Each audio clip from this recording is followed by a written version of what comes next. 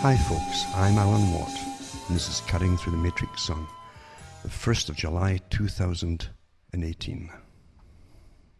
Saturday morning, early, very early, after midnight actually, on Friday night, Saturday morning, on midnight, it started thundering like crazy, and tremendous lightning strikes all over the place. Lasted quite a few hours too, which isn't unusual really for this area of Ontario at this time of year. And then the rain came, big downpours, and today, of course, has been awfully humid because it's added to the humidity that already existed. And it's quite astonishing to see how fast humidity can build up in the air until you almost need a kind of a filter to breathe and get the water out of the air so you can breathe it. But that's normal, as I say, for this time of the year in this particular area.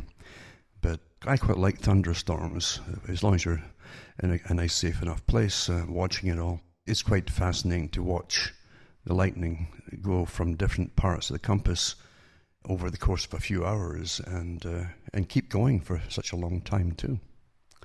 Quite amazing. Anyway, that's how it is today. So you might hear a fan in the background. You might not, I don't know.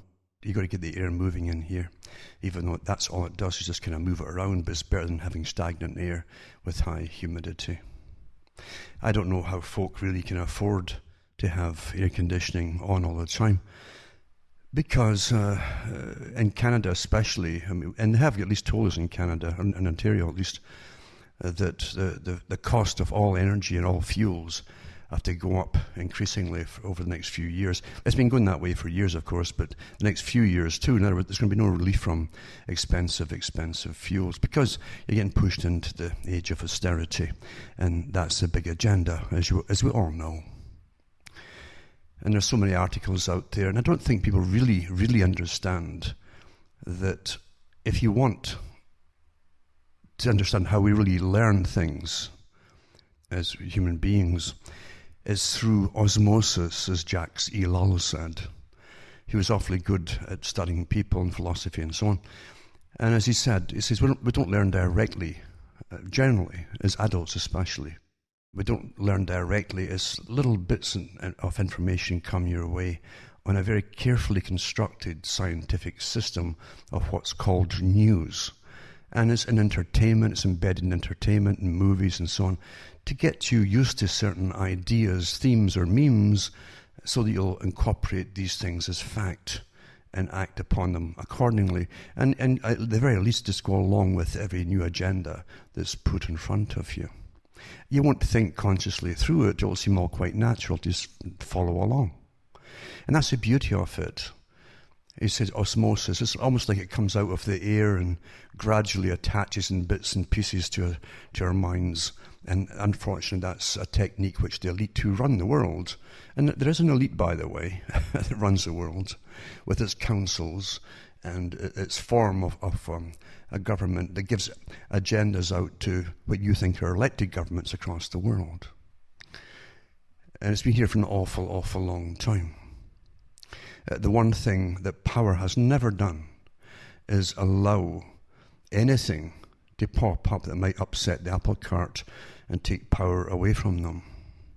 So even when you think you're living through something like a cultural revolution, a sexual revolution, all these things are very real. They were planned and executed by using all the culture industry, etc. And even education industry. It was put through all the schools, etc. Still is, of course, because big agendas had to be fulfilled and completed. And they have pretty well been completed. And we're still going through a constant revolution. And it's not happening by itself. Even when countries are turned against other countries, it doesn't happen by itself. And it seldom happens by the reason you're given. You might see the superficial clashes of cultures and civilizations, but the causes behind them are always kept really hidden from you, or the reasons behind it definitely are kept from you. Nothing changes. This last few days I've been going over very old articles that I've done myself over the years and others before me even, because true history and facts, with facts, checkable facts, is getting hard to find today. So the art of managing people is a perfect system. And I knew this a long time ago. Eventually it would be almost impossible to really inform very many people in any generation about what really, really happened before they came along themselves. And down through history, there's at least been a few people here and there who at one time had either the cash or the abilities to have articles or books published to give you alternate facts from the establishment facts of authorized history. It's no exaggeration, by the way, to say that everything today, things are happening, just like when 9/11 happened in 2001. And in no time at all, there are official books out telling you the official story as to what happened there. I think that a lot of these, the very fact these things, I really think a lot of them are planned for sure before they happen, what they call false flags and so on, or the Gulf of Tonkin incidents with Vietnam, things like that. I'm sure they already have the books ready to go as well to bolster their facts, as they say.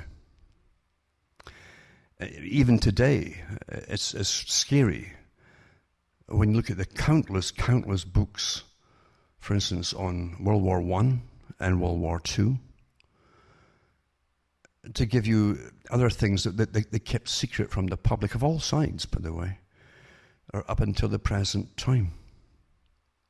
Official Secrets Acts are very, very, very real in every country. Every country has them. And it was only a few years ago they even brought up for debate how much they would tell the public now that 100 years had passed since old Lord Kitchener had done his exploits across the world on behalf of the British Empire, and how much they should tell the public. And they can reclassify them for another 100 years if they want to. The NAFTA deal, the true full NAFTA deal, is not to be seen by the general public of Canada. I think it's to the year 2030 or 40 or even 50 or something. And that was from the woman who helped draft it all up for the politicians and the debaters and so on. That's what she said herself. The full agenda for the whole thing is to be kept secret from the public. A top secret stamp on it, basically. So you got to understand that there's nothing really given to the public that's purely 100% factual. They might give you bits and pieces of any particular story or whatever subject, but not all of it. That'll never happen. It's not our place to know it all, according to those who rule over us, you see.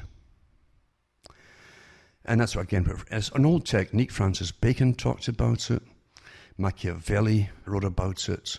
That the public should never be informed about the real goings-on and reasons for decisions made at the level of governance above them. Nothing has changed there. And in fact, I think this is the first things that everyone who works for government, even local government, are told, including town councillors and so on, is not to tell the public anything. And yet you're taught this other thing, that you are their bosses and you elect them and they're there to serve you, which is the greatest crime ever to make folk believe that. Because the first thing of power is to protect itself. The first duty of national governments is to protect itself from everybody, including the people who voted them in, if need be. That's how it really is. So many of the things we're trained to believe in are completely fake, or actually they're there for a completely different reason or purpose than what you're taught from childhood to believe in. Human beings are said to be complicated creatures. We have ancient writings from ancient Greece and other places that talk about how people can be cheery even during the most terrible things that are happening. From ancient times even, this desire for humor, which definitely is a way of getting through terrible times. Every culture has used it and still uses it today. And yet, as soon as the worst dangers are over, they want to just have fun, as they say. And they go to all lengths to just have fun. But that's not unique just to humans. I've seen little animals, even small animals even have fun. Seriously. When you watch them in the wild, you can definitely tell they're having fun. I've seen foxes, even out the back in the field. Occasional fox in a spring day it was. The first time I saw one, and he was just hopping along in the sunshine with a good warm sun in the early spring, and he jumped up and spun in the air just for fun. Enjoyed it. So animals can enjoy themselves too.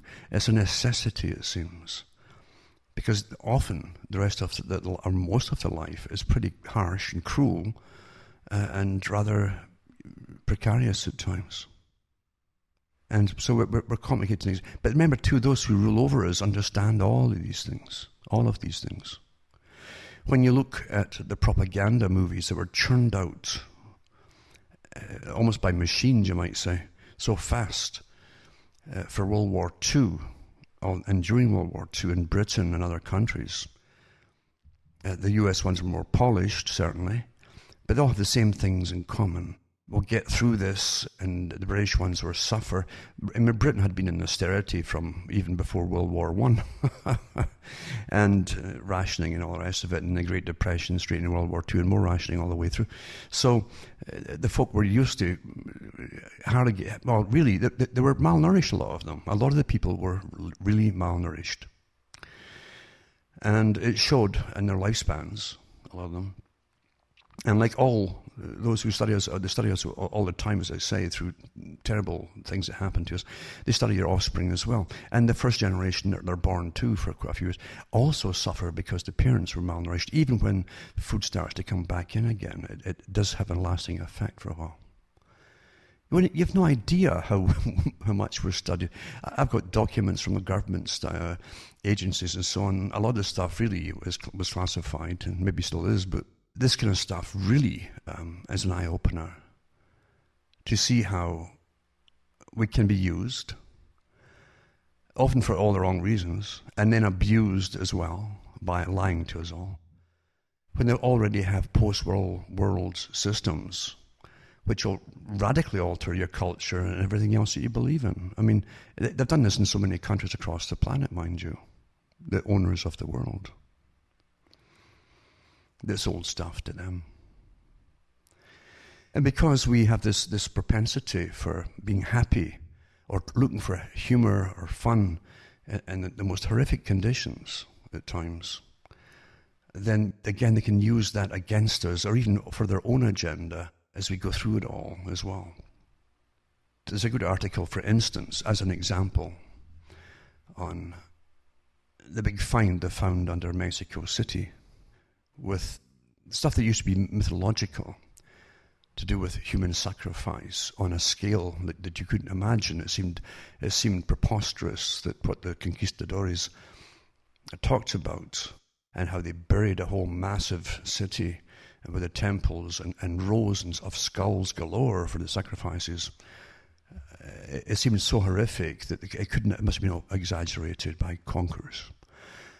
But the fact is, I found it and they have unearthed it, and sure enough, it's exactly as it was described all that time ago, and it was filled in by the conquistadors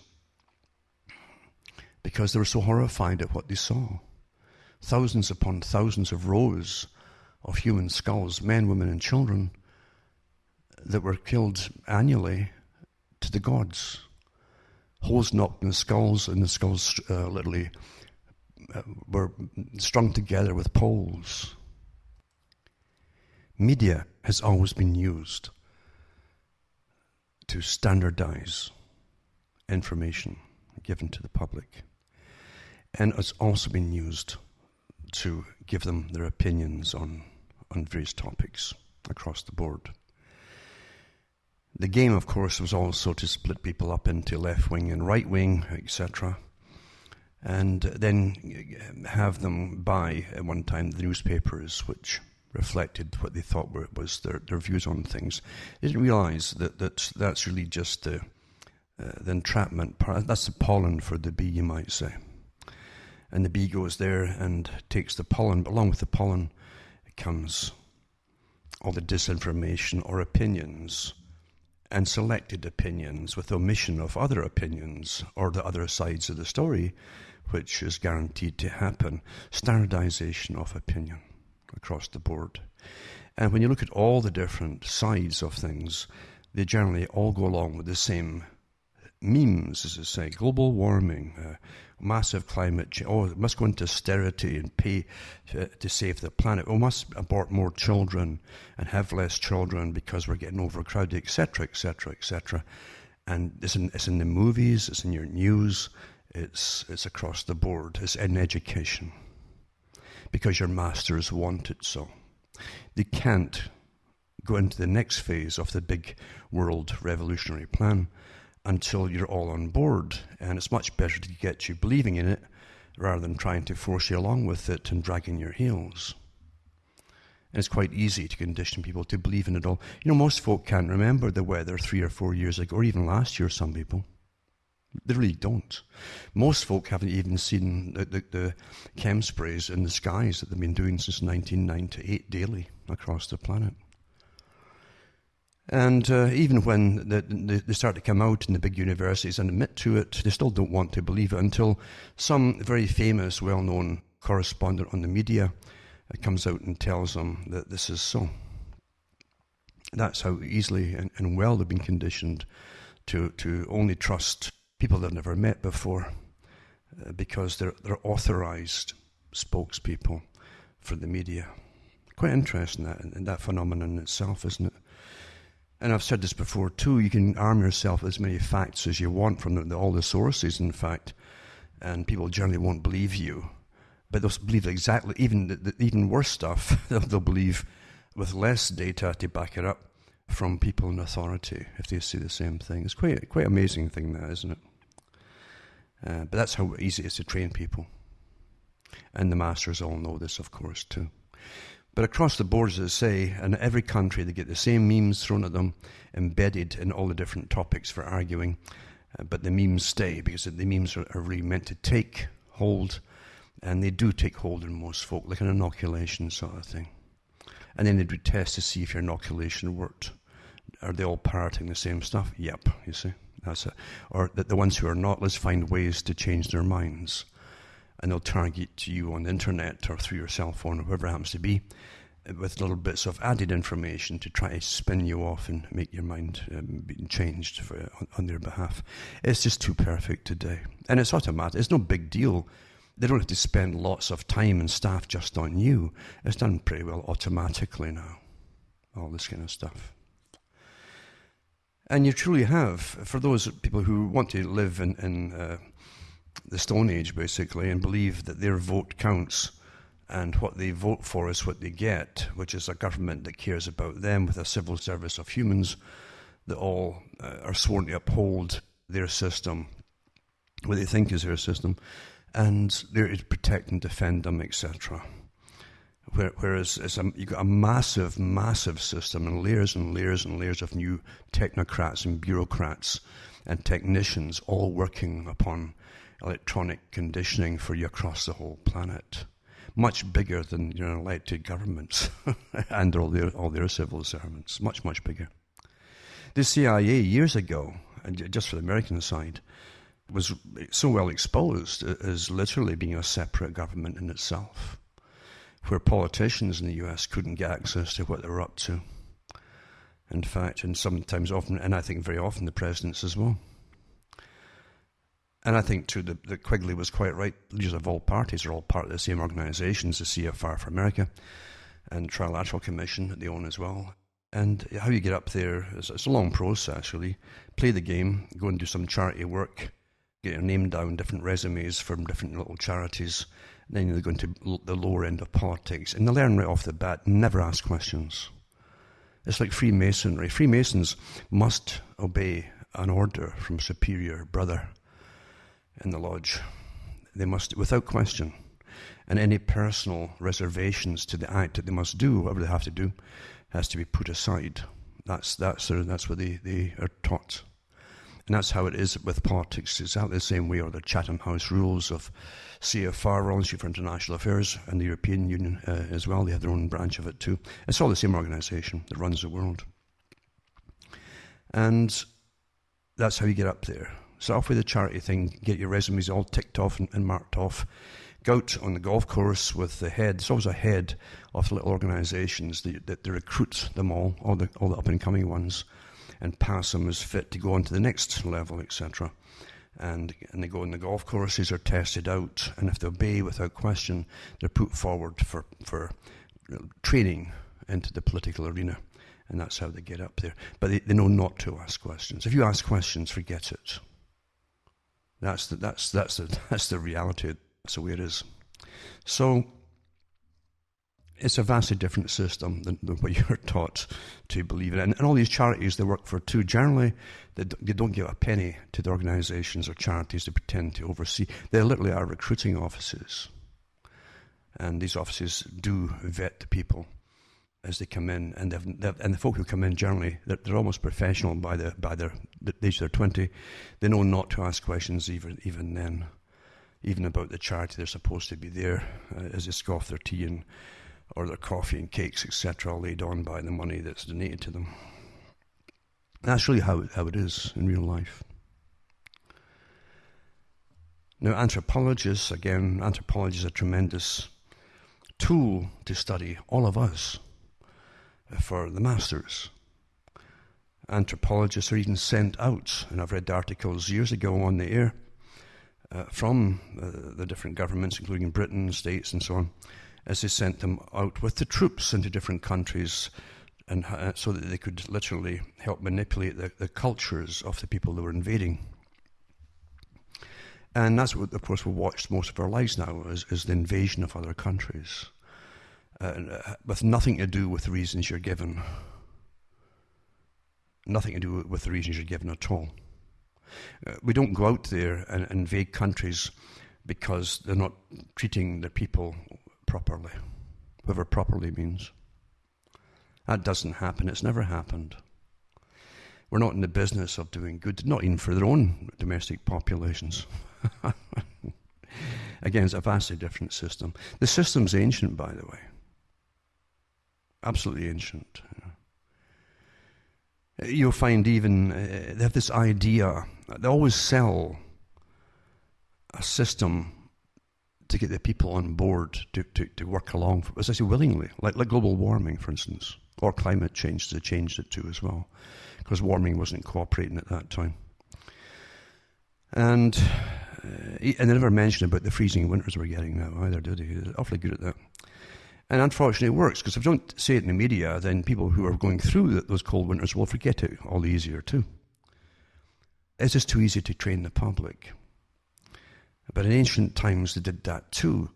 You'll find that the elite want their own system of complete and total dominance over the whole world, and everything in it, by the way. They wanted that in ancient times. You have Alexander the Great, for instance, who was taught by Aristotle, his mentor. They all had philosophical mentors. But these philosophical mentors were also steeped in what was called the mysteries. And if you go into the mysteries, I've given talks years ago on them, but the mysteries, literally, when you delve into them, under all the covers, etc., they put out the fake stuff, their true stuff, and so on, is meant to recruit people, again, on a different tiered, leveled basis for revolution and dominance over others. It's always been that way. In ancient times, as I say, that they wanted a utopia for themselves. And of course, if you go into Greece, that was the idea behind old mythologies. And I like the mythologies, actually, in Greece. They're awfully good stories about human nature. That's a key right off the bat, human nature. Because what human nature is never changes. The basic drives, etc., of human nature never change. If you understand them, you're already a bit higher than a lot of people as to how we tick. Today we have neuroscientists and a whole bunch of other things too, but it's the same thing as human nature. And the gods represent an elite who understand basic human nature and who can even play with humans by using the human nature against the humans that they're playing with. It's really quite interesting when you sit back and think about it. But also, the philosophers and Socrates and so on, in other words, mentors of Plato and Aristotle, etc., they also had the basic sciences. And human nature too. We have sciences of sociology, psychology, etc., social sciences, and psychodynamics, understand them all. They understood it too, but they also understood basic sciences like mathematics. These are laws. See, mathematics were laws about things. And so, like Orwell said, 2 and 2 is 4, and being free and freedom is the right to say 2 and 2 is 4. They're all changing it today to try to screw us all up as we go through the big transformation, but the fact is 2 and 2 is still 4. It's the way it's always going to turn out. It's a law. And so they're fascinated by laws. And then they went into, of course, geometry as well.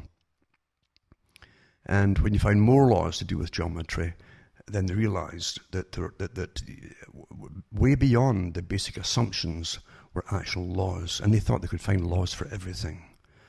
And that eventually, with using these laws, they could control everything and dominate the world. Today it's done through science and physics, biology, etc. Same thing though, same revolution.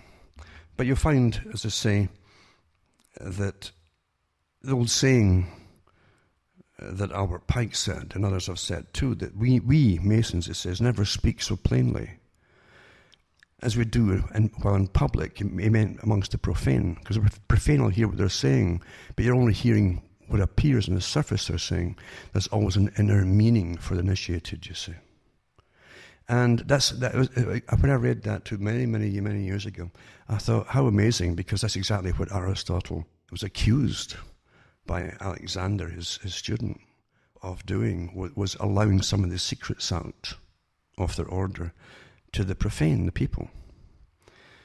And Aristotle wrote back and says, don't worry, he said, we understand the meanings of what's been I've said, but that the general public will never figure it out. It's just the same thing that Pike said well over about 1,500, more than that, years later.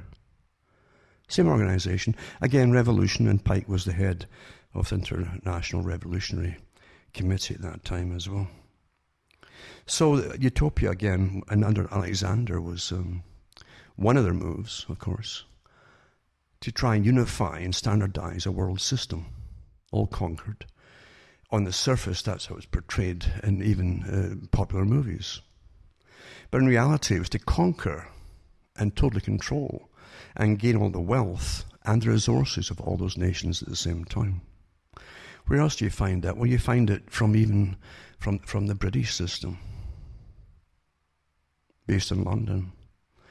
From the late 18th century onwards, you found this creation of an empire with the moneyed system that ran the banking system, lent to the government, so they could have massive armies and armaments, etc., and spread armies across the planet, and then using the whole of the population to tax to pay back the loans for private business. And then after a long period of conquering, you look at what happened in Britain. One major war, remember, World War I, finished Britain off financially. It never recovered from it. It struggled up until World War II, borrowed more and more money again, and they still haven't paid it off yet from World War II. They're still paying it off to the moneylenders because, we forget all the movies and the heroic stuff you see in the movies, etc. It runs by the same system of money lending and taxing it back from the public to pay it off at massive compound interest. And remember, one of the greatest techniques of warfare is financial, it's economics. So wars don't just conquer for those who are after the world's resources. Wars also conquer the nations that they use to do all. It's quite interesting, isn't it? Quigley said much the same thing too, that you can do more on a social level. He's talking about social change. Doesn't describe what kind of change he's talking about. He knew, and his initiates too knew as well, across the world. It says you can do more in 5 years of war, when government can take over all realms of everything, agriculture, you name it, with an iron rule. You can do more in 5 years of war than 50 years of peace using propaganda. And that's why you've got the war on terror. It was a necessity to standardize the world into the next phase, which we're going through rapidly. Many changes have happened in my lifetime, all planned long before I was born. And you can get by the old bookshed, some of them, from the 1800s, with all the big changes that we're going to experience in the 20th century that have happened. The free love movement, late 1800s. H.G. Wells was part of that initially.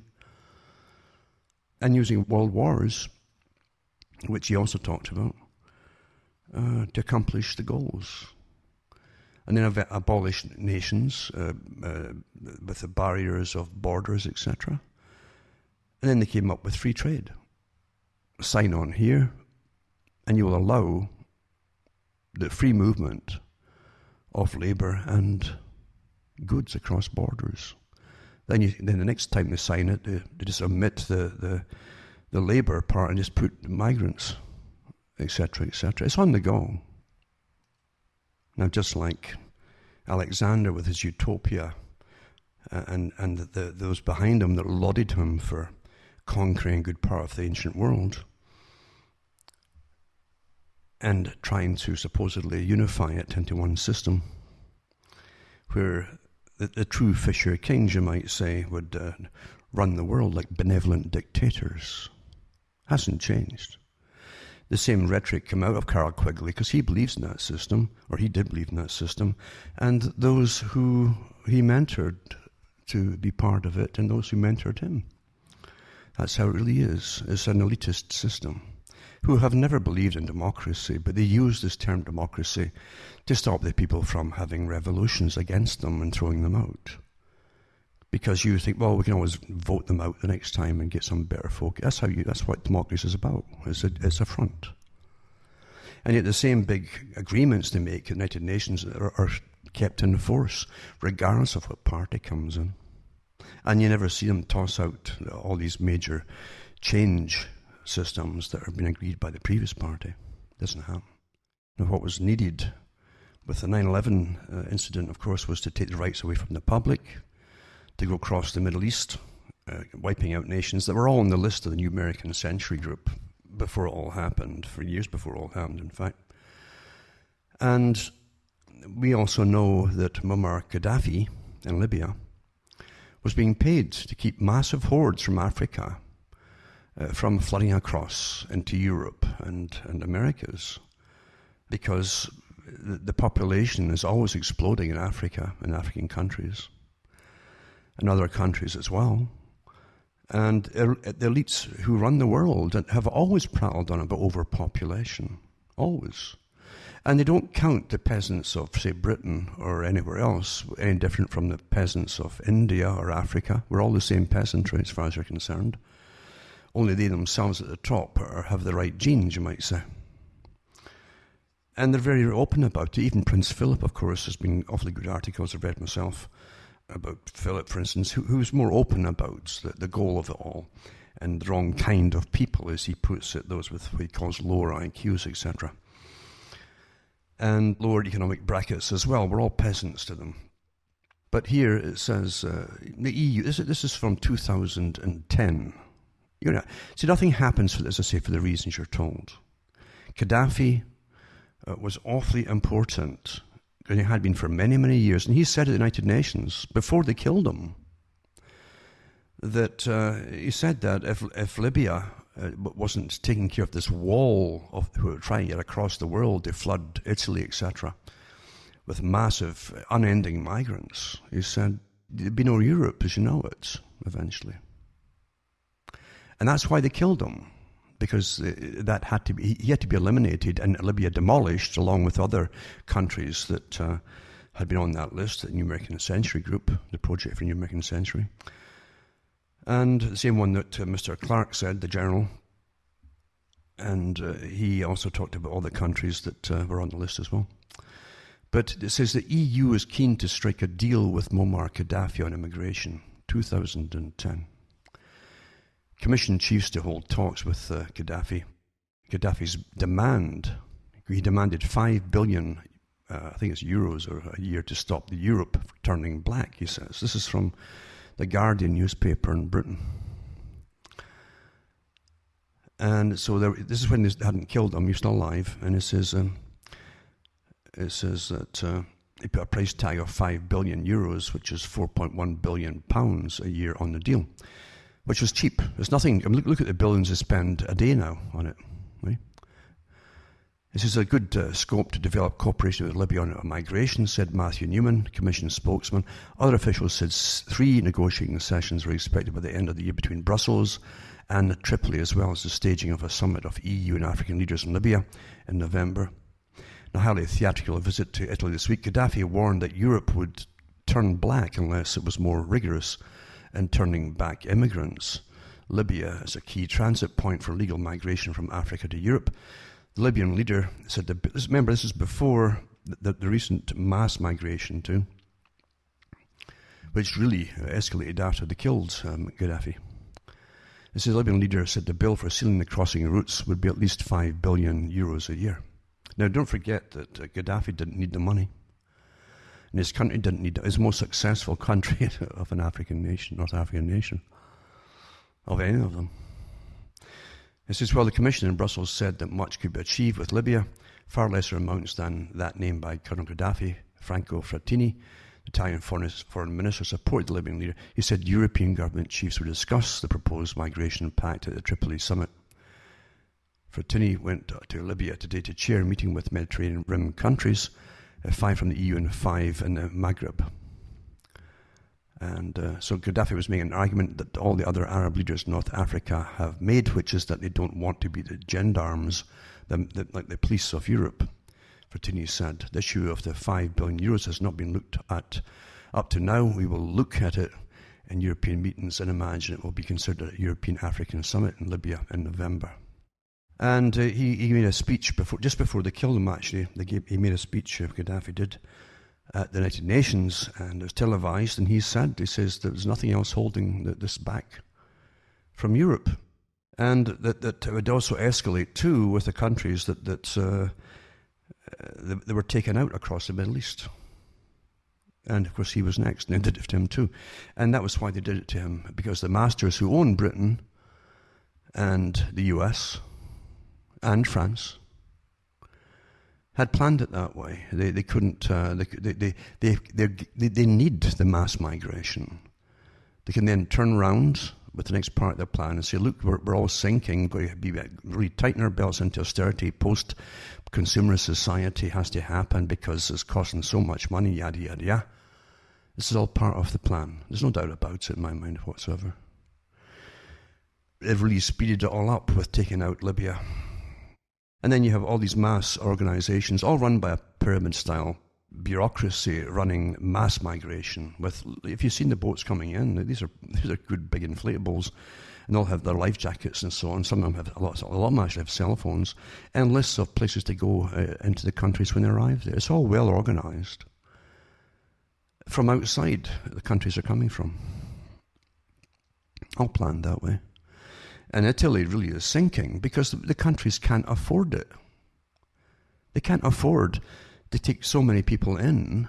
It costs millions, even for a few of them, to house them, give them, most of them can't speak English. And then special education right off the bat, healthcare, put them up in apartments, all this kind of thing. It's great business for social work departments and all, but these departments are all living on the taxpayer too, folks. You see? And the taxpayer is going broke. Has been for a long time. And that's why money is worth less and less and less. Look at some of the old movies from even 1950s or 60s. Take your pick which ones you want to see. And you find that the silly little, there a lot of them are really silly and simple. There's some good ones too, but most of them are kind of silly and simple. But they do give you the idea that gangs of people would murder and mayhem across Europe. For instance, under the plot where money is stolen during World War II by a small gang who hid it. And here they are in the 60s. We're going to live like kings on $250,000 split between 5 of them. And don't forget, back then, you could probably have bought a brand new car for just $3,000 or $4,000 in some of these countries. And you wonder why they cost so much now, and everything else costs. It's compound interest, folks. We don't pay off the debts. We never have paid off. We try and pay off the interest that's accumulated for that little period.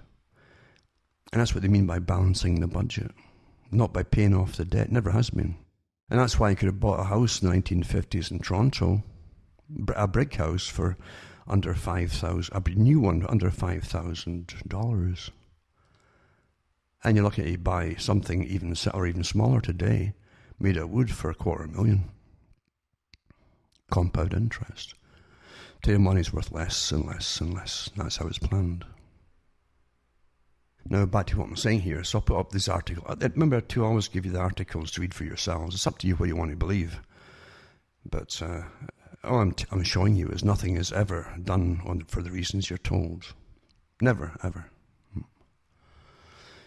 And you must start giving up your rights, you see, because of terrorism. Lots of articles too. But you get fed up doing articles on all the different laws to do with anti-terrorism. The NSA, who they use, all the special buildings they've got who are tapping you or watching you inside your own countries and outside. Because NSA is across the planet. And they're part of the Five Eyes organizations too. And they have many subsidiaries outside the Five as well. But I'll put some of the ones on the spy hubs across the US. And the companies too that they use normally to intercept all your data. Everybody's involved in it, of course, but they mention specifically like AT&T, they're well known for it too. But so are all the rest of them as well. Nothing's secret anymore. You can't get it secret. Against the law, it'd be secret.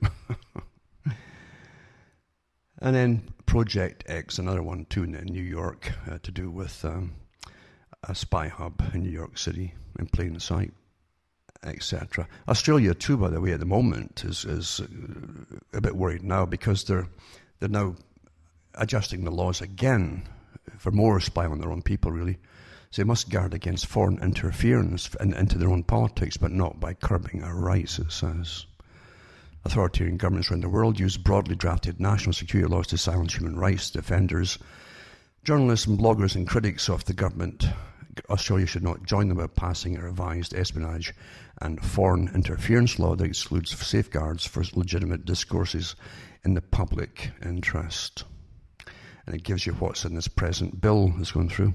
And it says, here's why charities, lawyers and universities are worried about the government's foreign interference laws. 400-page report. You can look at it here. I'll put the links up and you can download it for yourself. A 400-page report. It's a live link. With 60 recommendations to revise the espionage and the foreign interference bill. And it's quite interesting. I'm a kind of person who'll wade through a lot of this stuff just for my own sake, Most folk don't really care about these things. That's the problem too. Most folk don't really care what runs their lives, as long as they have enough money to spend and they can have fun in the process. Then Australia passes anti-foreign meddling laws in message to China. So they're also being a message to China by these laws as well. An article here I want to show you as well about, it's quite interesting how a piece of propaganda lauding the Queen of England, Queen Elizabeth, makes millions from the UK's offshore wind farms project. So did a lot of the nobility in Britain, because they managed to pass all the laws to get them through, using the taxpayers' money to build them, and then they plonk them down on their own estates and they collect all the cash from it. It's pretty good, isn't it? Being good to the public is awfully, awfully profitable for the ones who know how to pull the strings. I'll put that down too. It talks about the Crown Estate Limited, a company that generates income for Queen Elizabeth II. That's only one of many, of course. Being the Queen isn't just waving hands, it's also knowing having a massive machinery that collects the cash and pulls it all in. They also get paid by the taxpayer for waving the hands, by the way. For you don't know that, they actually get paid for that. Also, this article here, nearly 4 million adults in the UK have been forced to use food banks due to shocking levels of deprivation. Figures have revealed for the first time. Remember, too, is the money gets used for more and more massive migrants and putting them. It's so expensive to put up people today. Anybody, it's not who they are. But you bring them from overseas and house them en masse. It's very expensive. Well, who pays for it? The taxpayer pays for it, folks. Governments go and borrow the money from the usual lenders, and then the taxpayers, they start paying it back. And the more they pay back, they have to tighten their belts as money gets worth less and less in its real purchasing power. And we all know this. Also, tens of thousands of pensioners face income cuts while others could get a boost after the HMRC identified decades of payment errors by bureaucrats and so on. So you always get shafted, don't you? Eh? Teenage suicides in London have increased at more than 4 times the national rate, as growing levels of deprivation and hopelessness grip young people in the capital. And it says that there's more deaths and self-inflicted deaths amongst Londoners aged between 10 years old and 19. Huh? They've more than doubled since 2013, rising by 107% in the 3 years to 2016. While across England and Wales, the equivalent numbers increased by 24%. Now they're saying it's an overpressured environment, but they're all competing for jobs or futures or whatever, facing teenagers in the city and a feeling amongst those in the capital's deprived neighbourhoods that there's no hope for their education and job prospects. Well, that's what free trade was about, as they took all your factories out of the countries, folks, across the Western world and Europe. That was all planned by the same masters that bring you wars and everything else. And that's a fact, folks. And it all works together with the same big agenda. And again, I'll put up the articles on Gaddafi before they killed him.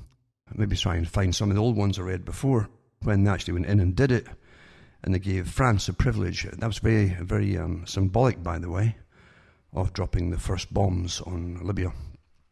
It wasn't by chance. They made a big deal of telling us in the papers they'd allowed the French planes to drop the first bombs.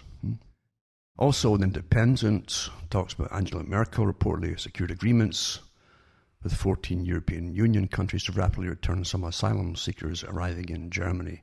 They can't afford it anymore. I mean, everybody's buckling under with the cost of it all. None of these countries, remember, have ever paid off their debts. They're up to their eyes in debt. They try to pay off the interest of the debts. That's all they can do. You can only pedal so long in the water before you run out of energy and you sink, folks. It's quite simple. Quite simple. And then Spain's migrant wave grows even as Europe's subsides, it says here in that article as well. But what I was thinking this week, again, looking at Mexico and so on. And the other thing, too, in Mexico, they're having elections, as you well know, and there's hundreds of folk been assassinated over this last year. And a few of them just the other day, in fact, across there, too. It's astonishing. That's the normal there when it comes to big elections. Because, remember, those who run for governments are the small gangs, all competing to get in, you see, to basically extort from the rest of the public. That's what all countries really are, if you haven't figured it out yet. Only in the Western worlds, with much, much older systems, and the standardization of the system from ancient times to the present, in the Western countries, we have a more sophisticated form of being ruled by a big gang, because the big gang generally isn't seen. They have smaller gangs that compete, and they're allowed a certain amount of competition between them, as Carl Quigley said. But there's bosses above them that make sure everything runs smoothly for the owners of all. That's how it really runs. But in Mexico, they're allowed to be a bit more, energetic, put it that way, in their competitions over the public. And I was thinking, though, looking when they dug up that incredible old site of sacrifice under Mexico City. It's this incredible find, really. And they'll be busy forever analysing the DNA and the types. They're already typing the peoples to see that they came from all over different parts of Central America and Latin America. And looking at their health, and their teeth, their bone types, etc. And it's quite fast. I've got great find for them, but it also gives you a look into society. Don't forget that they had a lot of building techniques too. They definitely had different sciences to do with studying astronomy, etc. And generally people who do these kind of things don't believe in the religion that they give the public when it comes to sacrifice. But keeping millions of folk as peasants and obedient to you and keeping you in luxury often demands that you create the sacrifices to terrify them to make sure they keep doing it. It's quite the technique, really, isn't it? Isn't it really? Isn't it really? That's how it's done. You've got to understand that human nature is not really, as I say, a great thing. We can pull together, we can help each other out when we want to do so. But if you're kept in a system where you're deprived of the basics on an ongoing scale for maybe a generation or generations, you can get a real hard, nasty system of ruthlessness develop that wouldn't have developed any other way. Fear is an incredible thing for creating horror and ruthlessness. It truly is. And the psychopathic ones among society at all levels come to the fore to dominate the rest. And that's what we call success for those who are successful. They're ruthless, unfortunately. And yes, anthropologists will say, well, they're the survivors. They're the ones who will go on and procreate and afford their offspring or have more wives or whatever and more children, and because they're successful. And that's nature's way, Darwinians, survival of the fittest. If that's the truth of it, we're a sad lot. All of humanity is a sad lot. Truly. Because I say the meme we're getting now is, there's too many of you. Well, before they opened up the floodgates from across the world, there weren't. What did they want? Did they want less of you? They were telling you there was too many of you before they opened the floodgates. Then they bring the people in, open the floodgates, and then you say, well, God, there is too many. And the reason is because you can see it exploding in all the cities, just more and more and more and more and more. You must make it appear to be so by making it so. Because all the world has to come under the same global system to reduce their numbers at the same time. That's the message, folks. That's what they're pushing. All the big players have said this before I was born, and they continued the mantra to the present time. The Club of Rome was set up to push this austerity thing, find a reason to convince the public they must start depopulating, etc. And that's why Planned Parenthood was a big part of the agenda. And free sex is too. Create the problem, then start killing your children. Once you accept that, you'll accept the next step, which is we'll sterilize you. Lots of articles too from that step on to do with the early abortion industry in the States, when they found dumpsters of children, babies, I'll put that up too.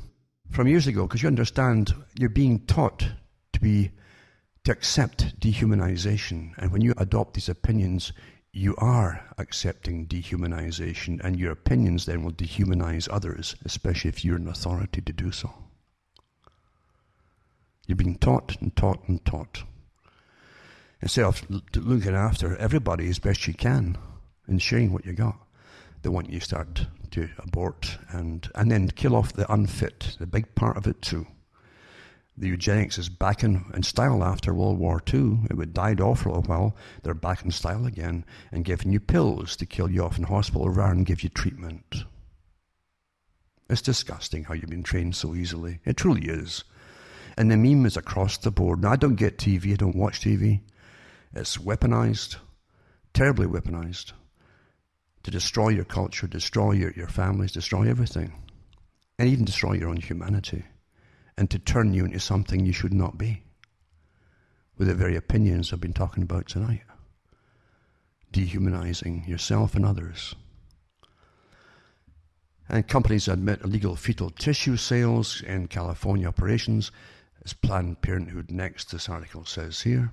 And you've got ones to do with abortions again. I'll put them up. Awfully good, interesting. Once back from Reagan's day too, articles when they found the dumpsters, etc. in California. And then Planned Parenthood, that gets money from the government and from charities and so on, also is using that money to make sure they can get in their own governors in some places.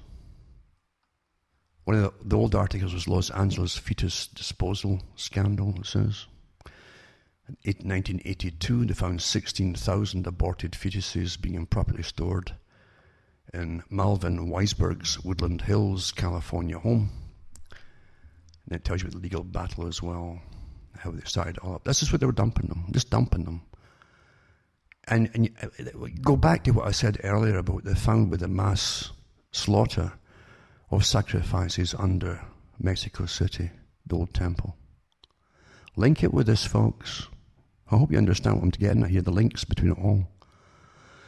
And then articles 2, that have come back to me, I read them a few weeks ago, about the mandatory, but it's pretty well mandatory euthanasia in hospitals in Canada now. Because they're going to offer you that rather than just give you treatments, which could keep you going a few years longer. And naturally, it was meant to go this way, assisted dying, they call it, and the removal of all hope.